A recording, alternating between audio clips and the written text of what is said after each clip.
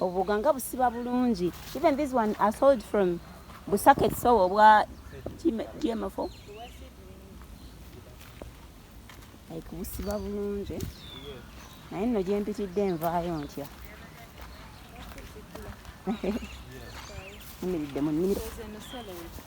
Celery. Nice. Great.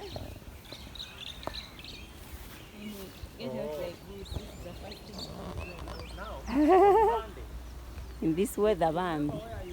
Right, is tired. Do you think you want to get some? Some? Me as me? No, because at my place where? Unless if I was going to my mom's, I would just waste them.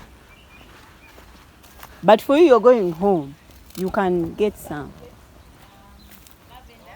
Lavender. Otyo? Nkuwulira. Meat, mpozi meat olinayo. Celery. Because obadde oyagadde ka meat. Now I wonder what this is. What do you think this is? Broccoli abadde alinga cabbage, but enkula ye yandala. But this is different. This is a leafy crop. It's just for the leaves. Looks like some form of lettuce. Because I've not seen this one. Pepe, can you look cute? I'm certain he knows what it is, even where he's standing. Warm pointing, right? He will know too. Know what we are talking Kati yabimanyiira nze buli kimu siina kyendeka. I'm happy, this is nice. God is on my side.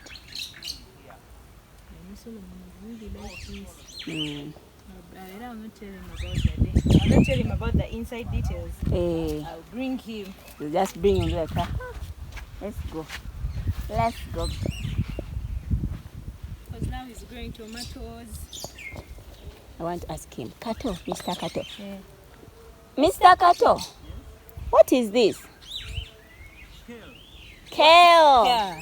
Holy But now you see when you're typing in your phone, Kale, I usually bring this. Kale. Like when I type on the phone, Kale, it brings Kale. Kale. Abe Nice. wafe akamera kakali kako. Kale. Oh, I hadn't seen Mint it. is near. Mint is really near. It announces its presence. It's be like, I love it. I'm around. Oh, Means maybe somewhere here. anyway. It is here. Around, like somewhere here. Because they ain't simulaba. Aya, buli buyonjo buli babuliyembe.